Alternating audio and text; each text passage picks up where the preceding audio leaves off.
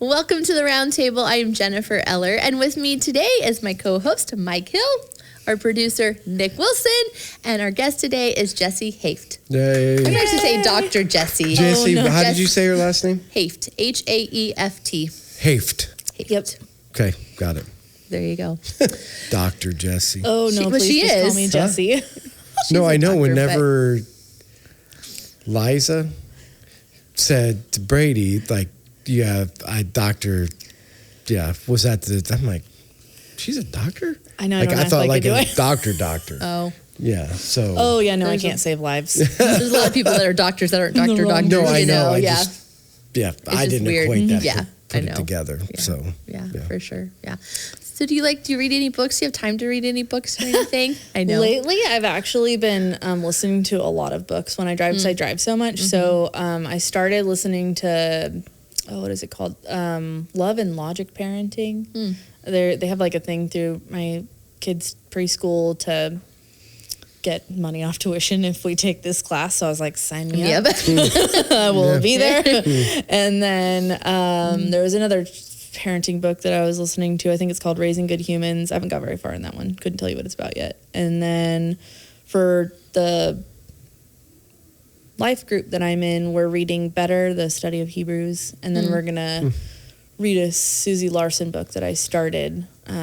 We looked at like 3 different ones. I can't remember. I think it's called Yes something. But anyways, I started reading it. I couldn't tell you what the title is though.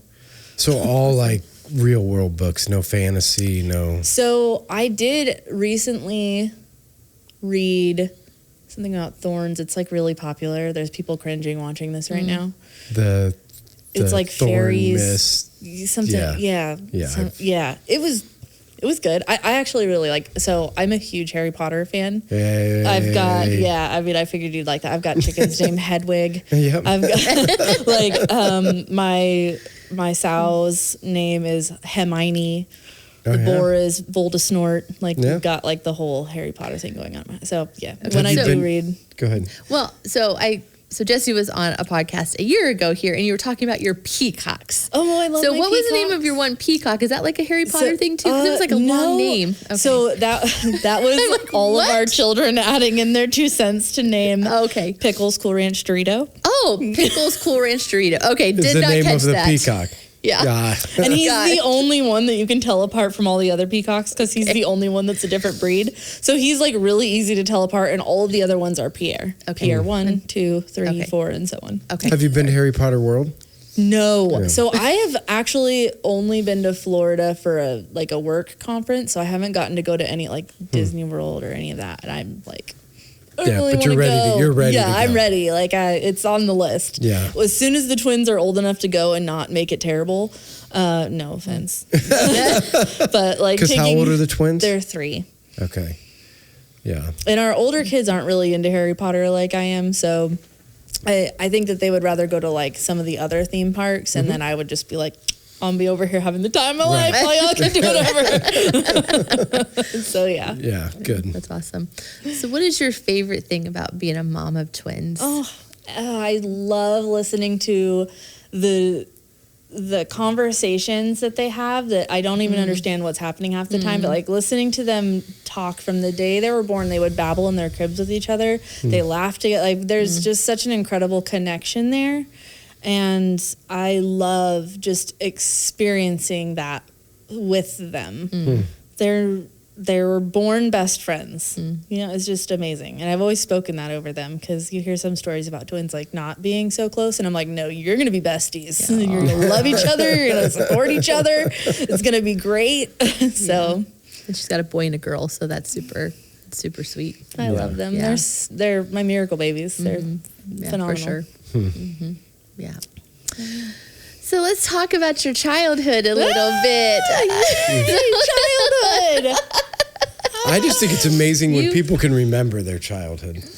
Do you remember your childhood? I remember little things. I don't remember, a lot. I don't know when my first memory truly is. I see pictures of things and I kind of remember a little bit, but I mean. I vividly remember. That's what I'm saying. so- There's a lot of people that I've like, I remember, and when I was in the 3rd grade and I met JoJo and we went behind the bushes and kissed and we did these things. I'm like, You can seriously remember all these things, like details? Yeah. Okay. So it's really a thing. Yeah. I don't Where do you know want to where you want to start? start. I'm just gonna let you, and then we'll just jump in with questions. So I mean, I guess like I feel like I should start before birth, because that story probably glorifies God the most amazing way, and I just feel like there's someone who needs to hear that. My parents got pregnant with me in high school. My mom was 16 when she got pregnant with me. They were young and terrified, and they probably hadn't, I don't know how long they were together when they got pregnant with me. But it was a really rough pregnancy. They had like no plans to get married until they got pregnant. And, they did not have Jesus. They did not have families that were providing that kind of atmosphere. And long story short, my mom went to an abortion clinic, and she was, waiting for them to come in and do the procedure. And I don't know how far along she was. But long story short, a nurse came in and gave her a word from God, and she left. And that's why I'm here today. And I don't share this story because I want to condemn anyone who's been in that seat for whatever reason. I share that because we as humans, we're not in a seat to judge people for that, but we are in a seat to encourage people to seek the love and support of the church and the people around us when we're in places that are scary and hard. And every year I am like the most ridiculous, outlandish person on my birthday, and people probably think I'm insane, but it's really like my birthday is glorifying God because it exists, like I shouldn't be here. I was supposed to have been not alive. The devil tried to take me out because the Lord had plans for me. And I'm so thankful that nurse put herself in a position to have the courage to come in and talk to my mom, because I'm sure that was hard for her to do, and that takes courage too. And I know that we've all been in a position where the Lord has asked us to do something for him, and it's scary. And when you step out in faith, you can change everything in the course of history, and I'm an example of that. And I'm just really thankful that I can share that testimony. I do really want to emphasize, because I have friends that when I've shared this testimony at previous churches, there were several women who had experienced abortion for whatever reason. And they came up and got prayer and were freed from the guilt and shame they carried with it. And so if this story is resonating in that way with somebody, I hope that they know that Jesus loves them, and that I'm not here to share this in condemnation, but in love. And from there, I would love to say my life got easier. But I was not born into God's ideal circumstance. I was, born to two broken humans who didn't have Jesus. And my dad has some mental disabilities, and my mom has some mental illnesses. And somehow in all of that, I still came out of childhood tenacious and kind and loving God in my life. And there were so many people along the way that were able and willing to be put in a position to speak into my life in a godly manner when I really needed it and didn't even recognize what it was. There was Jennifer Clever at the feed mill at Cal Poly during college. God love her. She's amazing. She was the first one to call me out on sexual sin, and the first one to really show me what it was like to be a godly woman.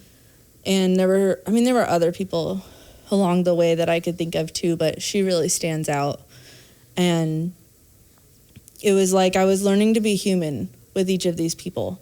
You know, like when I'm not going to say that I wasn't raised by people, because there's a lot of people who like stepped in, but the conditions in which I was raised weren't like, this is how you sit at a table and hold a fork.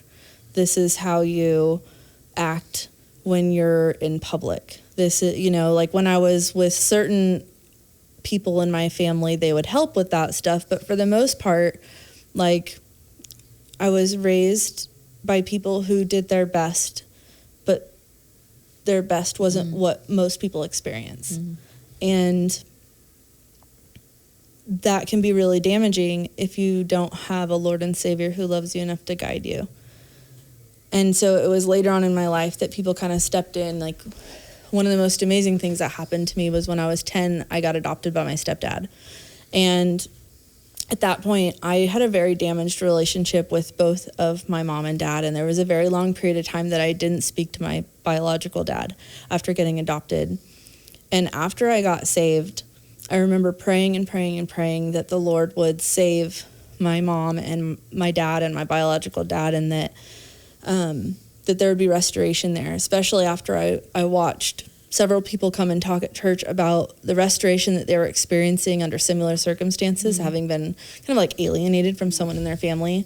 And so I just started praying even harder on it. And before I knew it, my mom was going to church. My brother was going to Bible camp. My sister was talking about Jesus. Everyone in my family got saved.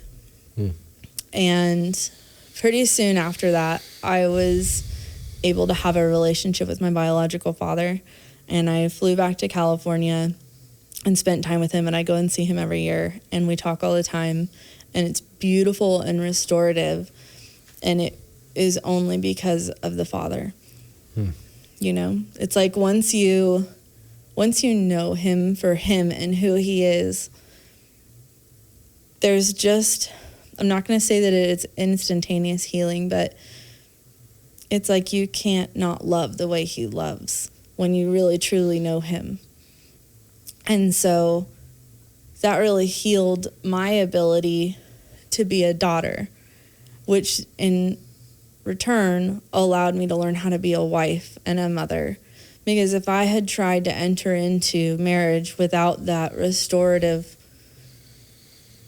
action from the Lord, I would have taken with me all of the pain and hurt, and the cycle would have continued. And that's not what I wanted for my marriage or my children. And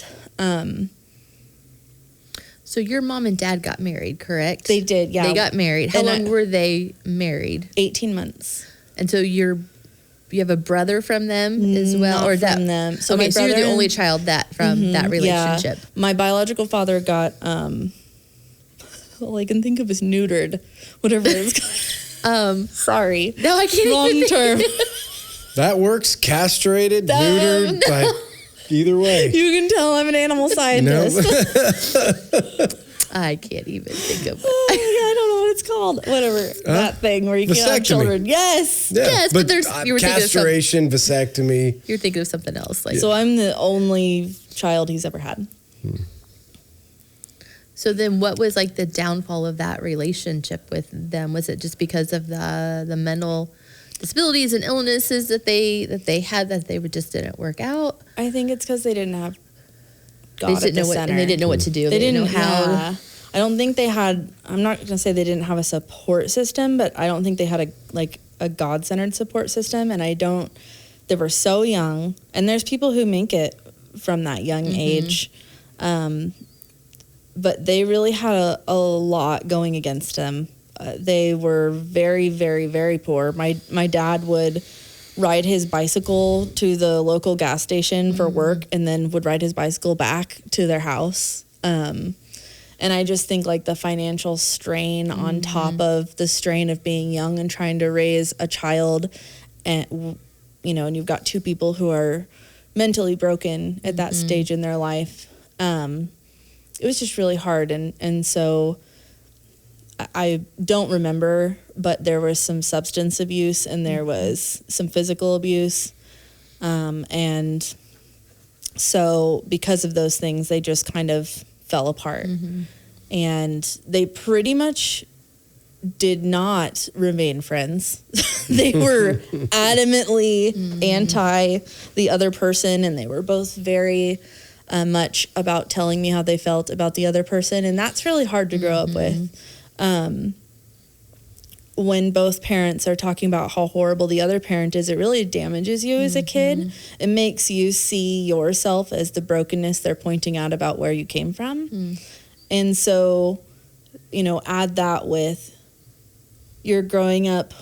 At that time, for me, almost all of my friends were in like normal married homes. You know, like I just remember always growing up being like, I just want a normal family. I just want a normal family. I just want a normal family. Like all I want is a normal family, because everyone around me had parents who seemed to love each other and wanted to be together. And so there was this just almost idolization of what the normal family must be like. Like if I could just have parents who were married, everything would be okay. If they just loved each other, everything would be okay. Because your mom met your stepdad, who's now adopted you. Yeah. So they must not have been married for very long if he adopted you at 10 years old, because they weren't together at that time when he adopted you, right? No, so my mom actually was married several times throughout my childhood. So he was her third marriage. And they, we grew up together. We always knew him. He was just a family friend who then, you know, they started dating, and then they, you know, got married pretty quickly. When I was in like 6th grade, they got married. They started dating when I was in 5th grade. And then he adopted me several years later because we were still in custody battles. There was pretty much custody battles between my biological parents my entire childhood. And it was, I don't know that it was ever really about who was going to win, because there never seemed to be a solution that was being sought. It was just kind of like this brokenness that kept feeding itself, if that makes sense. And it stopped when my stepdad was essentially like, you're breaking this child. This child is being torn between 2 homes, and look what it's doing to her. And when that realization was made and the adoption went forward, it was like my whole entire life changed for the better. All of a sudden I had stability. I had a parent who actually wanted to talk to me and gave me the time of day and cared about my thoughts and feelings. I wasn't alone all the time. I wasn't just like dropped off places. It was amazing. Like I finally had a family, and then like my sister was born, and that was even better because I'd always wanted a sibling. And then my brother came along shortly after that, and they were like my whole world. And I'm not going to say life became perfect, because, you know, their marriage had its struggles too, but for the first time in my life, I had breakfast every morning. And I knew I was going to have lunch at school. And I knew when I got home, it wasn't just going to be SpaghettiOs. And it was incredible. Yeah.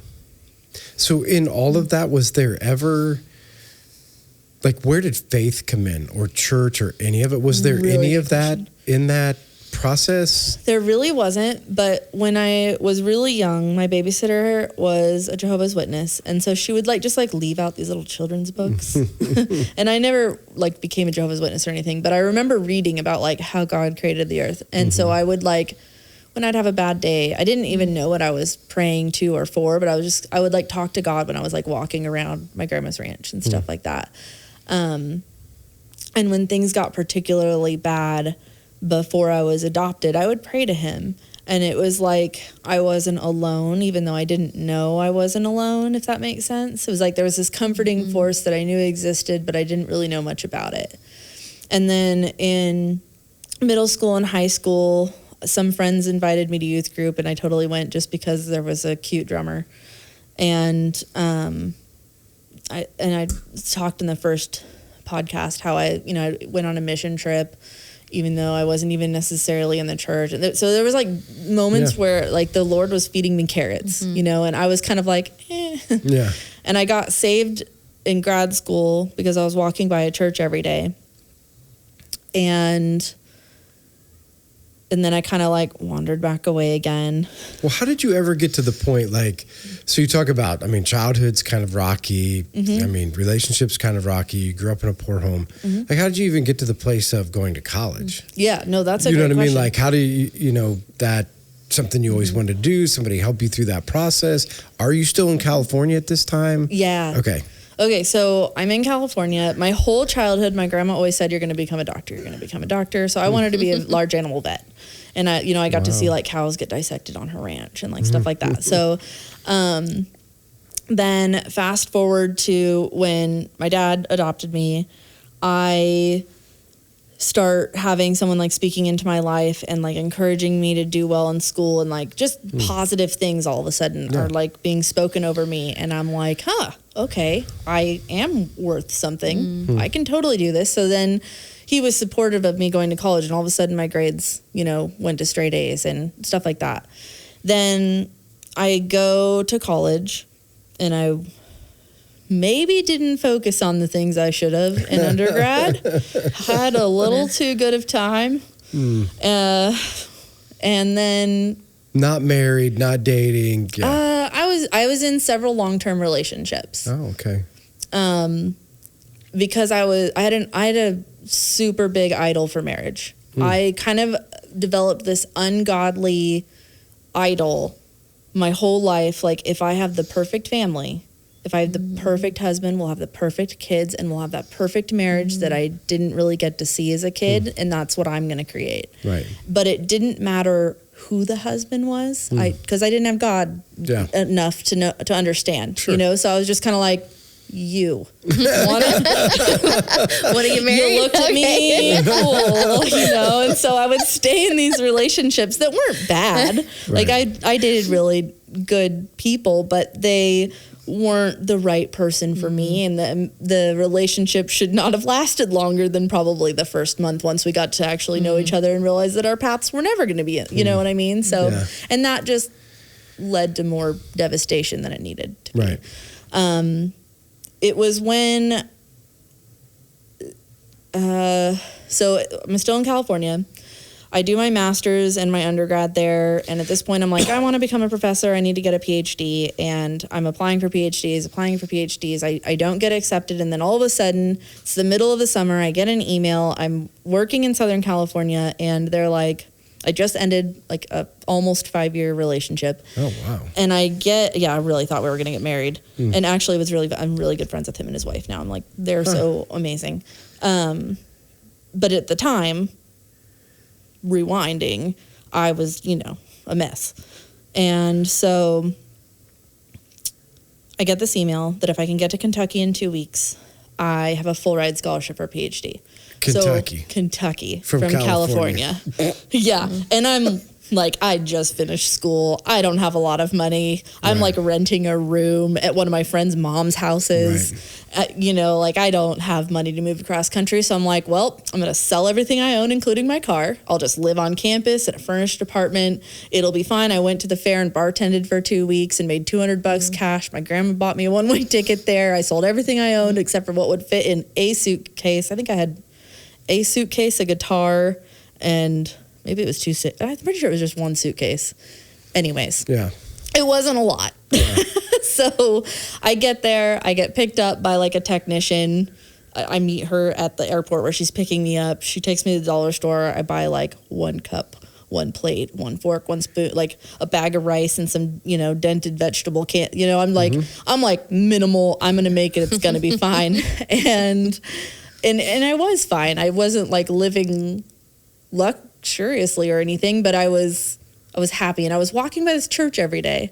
And so I decided, well, what else am I going to do this Sunday? Let me go in there and check that out. And they were so welcoming and kind, and they kept feeding me, which kept bringing me back. And and they just like adopted me, and I adopted them, and then I got baptized, and they gave me my first Bible, and it was incredible. And then I went right back to partying. and just kind of like fell away. And I talk about that more in the first episode. And then eventually, I finish school. I get a job here in Indiana. I meet another guy. We decide to get married like idiots. And then, because, you know, I'm just like, all right, you are male. You're willing to put a ring on it. Sure. Yeah. You know, like just no standards. And he was a great guy. It just wasn't the guy for me. So long story short, we plan out this 375 person wedding on a golf course in Batesville. And 5 days before we were supposed to get married on the 4th of July, because that's my favorite holiday. And 5 days before, you know, he's dragging his feet and not wanting to get married, and when we call it off, and I am devastated, like beyond devastated. Devastated enough to want to kill myself. And that was the day I heard the voice of God. And I'll never forget how it brought me to my knees and how much love filled me when I just had nothing. I was so broken and so alone. And so it was like every hurt I had ever experienced as a child came into me in that moment. And it was like all of it again happening in that moment. And I just want to die. And he saved me again, you know?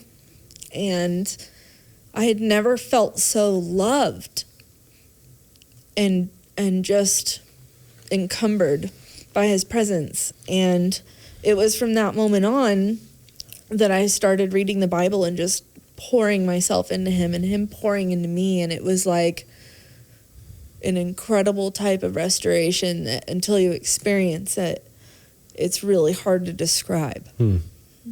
And so at that time, you got a good support system? Do you have a friend group? I mean, Yes. You know what I'm saying? Like that's a lot. Yes. You know, going on. Oh, and then, you know, I'm 2,300 miles away or right. 2,600 miles away from home, you know, and I don't really have anyone. But 6 months before we called off the wedding, we went to this church and I saved the pastor's number. And in that moment, the Lord led me to call him. And I'm like, I don't know why I'm calling you, but I need help. Right. And so he met me at a cafe down the road, like just a few minutes later, and just talked to me and introduced me to all kinds of people. And then all of a sudden I'm like going to so-and-so's house for dinner. And I actually ended up moving in with one of the families for a couple of weeks. And then I moved in with one of the girls at church, and she taught me how to like walk in purity and to wait for a godly man. And I mean, it was like all of a sudden the Lord was like, oh, I finally got your attention. Here is everything you've ever wanted. Just like all these incredible families. And one of the families, they surprised me when we dedicated our babies at church. They surprised me by showing up and being in the second row, and I'm up there on stage, and like we're both holding a twin, and I look out there, and they're all like, and I'm just like crying on stage, and everybody's like, "What is she gonna be okay?" And I'm just like, "You don't understand, they're here." So it was really amazing. Like, and that was the first time I had ever seen, even though I had experienced that in Kentucky, I'd experienced a church family who wanted to do that for me. My heart wasn't ready. I was still like walls up and scared, and just didn't even know the Lord then. I was trying to, but I just didn't. And I wasn't doing the part where you read the Bible. You know? Right. I was doing the part where I go on Sunday and, you know, I just kind of like dee-dee-dee, but I wasn't in it. When I got in it and everyone was around me, it was incredible. I got baptized again in a hot tub in someone's backyard wearing my wedding dress. Like, we made a wedding album with all of the, like, it was just incredible. And it was like, all of a sudden, my heartfelt desire to get married was fulfilled. I wasn't worried about having the perfect family anymore. That wasn't what I was looking for to fix me. I didn't need a husband anymore to be okay. Now, what I needed was God. Like, I already had everything I needed. And I lived by myself, and I just worshiped him, and it was everything I ever wanted. It was beautiful. And so at that moment, you're still in Kentucky? At that point, I'm here in Indiana. Oh, you are? Yeah. Okay, so how'd you get to Indiana? So I got an email for a job here. It was actually just a part-time like instructor position at Ball State. And I was like, oh, this will be great, practice for interviewing because I wanted to be a professor. So I do the interview, I get the job, and I'm like, I don't want it. It's only part-time. And they're like, well, what if we made it full-time? Well, in that case. So then I came here for that. And then a year later, they made it a permanent position. So I applied for that after working here for a year in like the temporary full-time. And I got that. And then I just... Yeah, and so now I'm faith is going good, life is going good, you're getting settled. Not married? Not married yet. Not married yet. So then I just told the Lord, I'm like, none but the one. Just hide me. I don't want to date. I don't... I was happy. Right. I was living in my little princess palace. I was doing whatever I wanted. I would go on these really fun treasure hunts where we would go out and pray for people till 3 a.m. It was a blast. Right. And the stuff that the Lord was doing in my life was crazy. It was I was miraculously healed, and I was getting these amazing words from God. Just random people, just in the most random situations, would come up and say something no one should know, and it would just wreck me. Just these incredible things were happening everywhere I went, and I just was immersed in his love and loving it. And then, after, I think it was almost 3 years, all of a sudden, the Lord's like, it's going to happen fast. Just, be open-minded. And, gave me a couple other words on, my husband's basically coming, and I'm like, I don't know, I could get used to this. And, being married to the Lord is kind of a big deal. I don't know if anyone could follow that act, right. So ultimately I met my husband and we got married, and I went from having no kids to having 4 kids overnight. And then, all the things that come with, entering into motherhood in the fastest, dive in way. And, then we had, we had twins, and now they're 3, and we just went to Yellowstone and the Badlands and all this stuff, and I didn't throw him into one geyser. So we both came back. We had an awesome time. Yeah. So was he a believer? How did that go? Yeah. And maybe before we go there, so to help our audience, you've said multiple different times, I hear from the Lord, and the Lord gives me word, and how did you get to that place? Did it just all of a sudden, oh yeah, I feel like God's talking to me, or was it over time? That's a good question, because this is going to sound really crazy, but when I was a little girl, I had a dream about my dad who adopted me and the house that him and my mom ended up buying. And I had a dream that I was driving a 4-wheeler down the road of their house down to pens in the lower portion of the property. And I would have these weird little dreams like that all the time. So not knowing God, I thought it was psychic.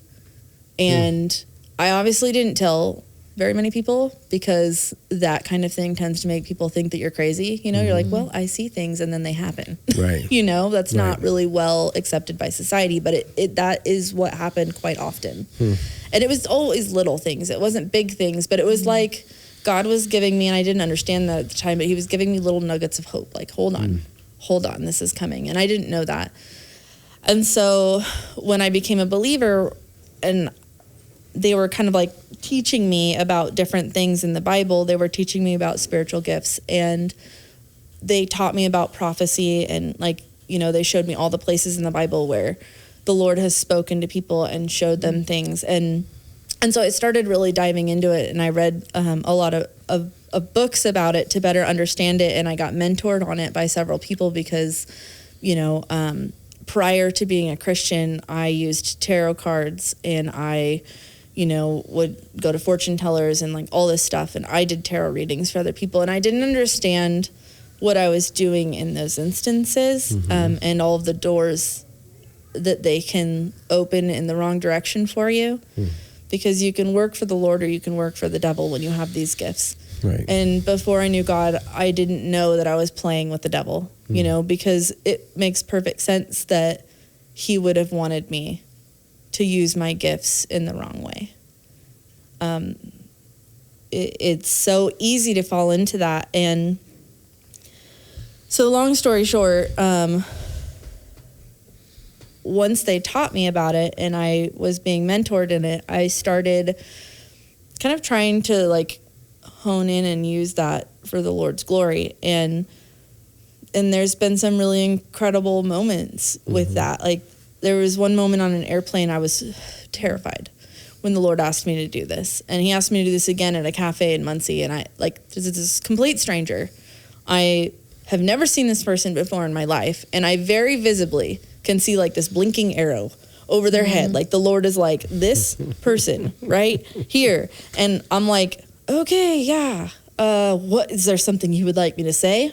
And I'm just getting this, like, urge, like my body's like almost being pulled over there, and I don't know what I'm supposed to say. I don't know what I'm supposed to do, and so I just kind of like walk up to their table like this super awkward person, and then all of a sudden like this image or words just come to me, and I share whatever it was that the Lord wanted me to share with this person, and it's spot on because it's from the Lord, not me. You know, it was I didn't know that their child was an addict that was in rehab and that they were going to come out okay. I didn't know nothing. I didn't even know their name. I'd never seen them before. So it had to have been the Lord. You know, it wasn't me just being a crazy person, and it certainly wasn't a psychic power. Right. You know, it was the Lord and my willingness to listen and do it. And it is a scary thing to trust the Lord in those instances, because you can look like a total idiot. You know, you could just look like a crazy person, and society tries to paint all of these things. But, you know, people will read fantasy books and they'll watch these shows about these crazy make-believe monsters, but they don't want to believe the truth that's right in front of them, and that is that the God of the universe will use people to speak to his people to encourage them. And there are thousands of examples of him doing this that have been well recorded and proven.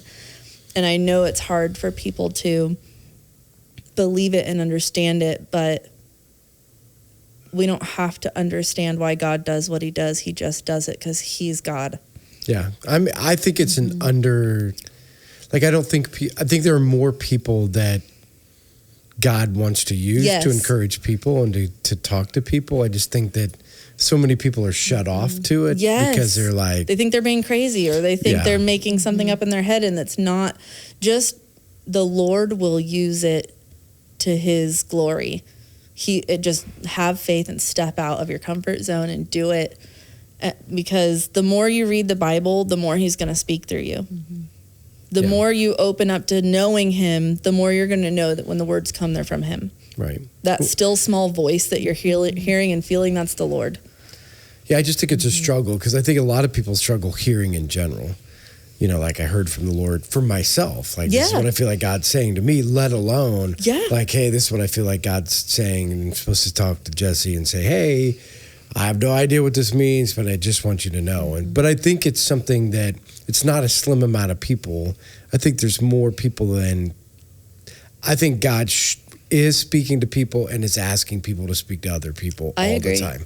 I just don't think we listen. I don't think we obey. And I think he's like, I can find another vessel if you're not going to listen. I got a word for somebody, or I got a message for somebody. So I'll talk to them who are going to talk to you, or whatever that works. So in the midst of that, so all these things are going good. You go, I don't need a husband, but you find a husband, right? And so in that, is he godly man? Was he somewhere in the middle? Was it? I would say he was somewhere in the middle. Both of us. So I regressed a little when we first started dating. And that was me, not him.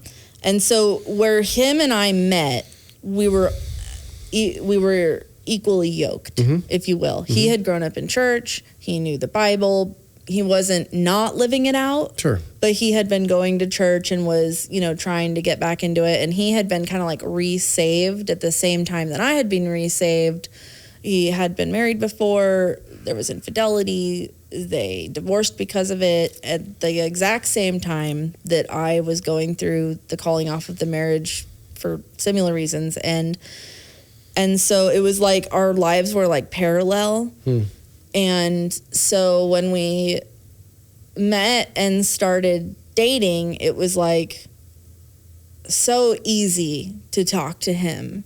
And we were on the same plane, so we started going to church together, and his children weren't used to going to church, so I was trying to find a place where they had a really good children's ministry, so that's, you know, where we went, and they had friends there, and marriage was easy for us. It was just like, it just was natural. He was just my person. You know, there was no bickering or fighting, or, you know, it was just so easy. The only hard parts of marriage for us were just all the financial chaos that comes with having 4 kids and like 2 adults and, you know, just all of that. And, you know, just normal co-parenting struggles and just stuff like that. Yeah. And so it was very easy to kind of like walk into that life. And I would say we got a lot thrown at us from the devil the last 7 years. Like, not many people have had the number of economical catastrophes that we have had. I mean, it's been constant. In fact, I would like to blame you for my transmission going out after you talked about being a mechanic. Literally the next day, Mike, it's somehow your fault. Just kidding. I don't think you are. I think you're serious. Poor Mike. I have a word for you, Mike. This is it right here. Poor Mike. As a pastor, you get blamed for like everything. So I thought I'd make that joke. But anyways, so a lot of financial, economic. Gosh, and we were just kind of like, okay, well, here we go again, you know, just, and we've had our ups and downs, and like we've definitely had our fair of marital struggles, but like everybody. Yeah, for sure.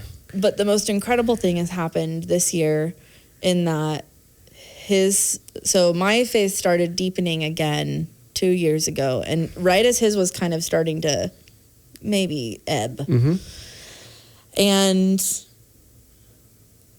when I started coming to life, I started really praying into that. And it wasn't until this year that it really started sowing a seed. And he just joined a life group. We prayed at the cross as a family.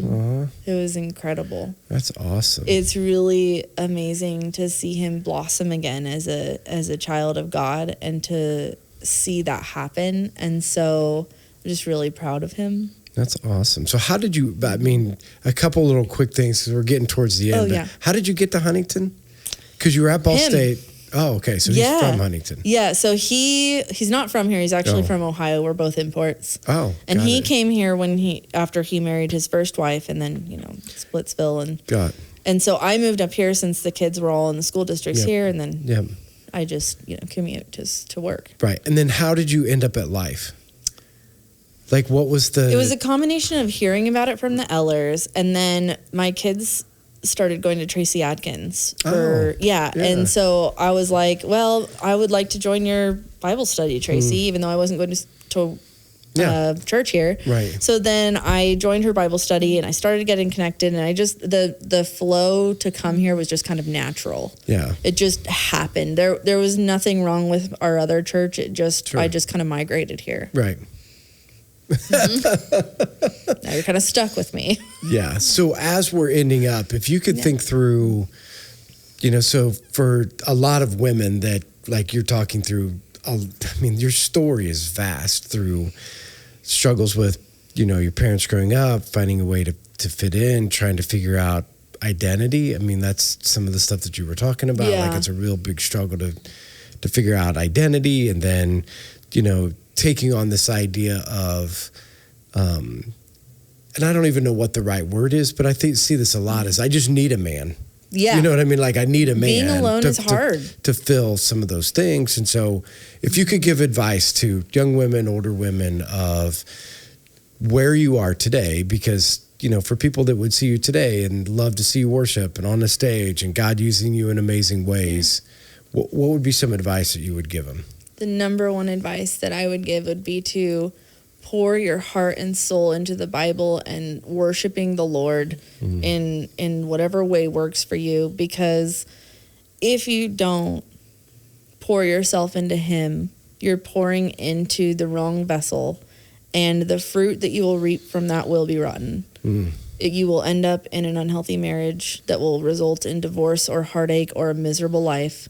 Your children will not be raised by a godly household. You will essentially create an environment that you will regret and not enjoy for the rest of your life. And we as a society tend to glorify relationships and romance, and everything's going to end up like a Nicholas Sparks movie. And it's not true. Even if you end up in the most amazing godly marriage with your best friend, there's still struggles, and it's still hard, and nothing is perfect because we're in a fallen world. So nothing is going to be perfect.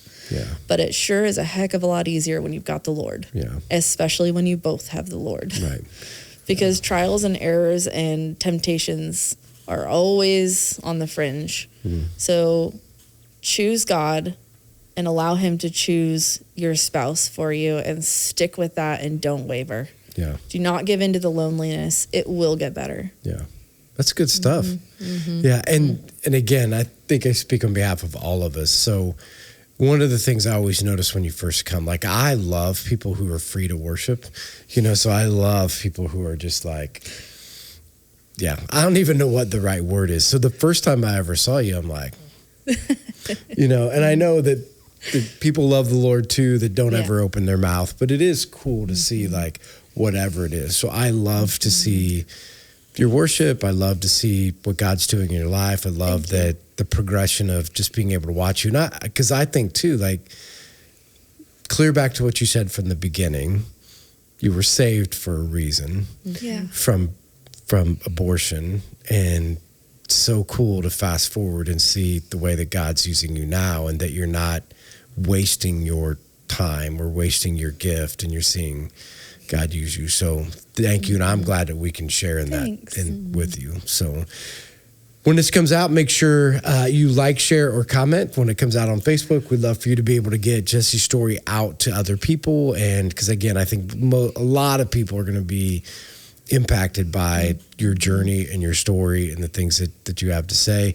If you're a listener, make sure that you go to our YouTube page and watch. That way, if you don't know Jessi, she's usually second service, front row. When I'm standing on the stage, she's to the right, so you can go up and see her. Right? That's right? Sometimes she's been coming to first service. You have? Yeah, we have been bouncing back and forth. It kind of depends on the older kids and when they wake up. Oh, sorry. Oh, okay, no. First or second, I still think she's in the front row. She is. Okay. I always try to be in the front because otherwise I get distracted. And it's hard to move around if you're in the back. Yeah, right. Too many people. We're not trying to bowl for Jesus. Right. So make sure that if you're listening, make sure you watch. That way you can get to know Jessi and see who it is. And also come up and say hi again in a church this big. We don't know people, but it's fun to get to know people and get connected. So thanks everybody for joining us, and we'll see you guys next week. Bye. Bye.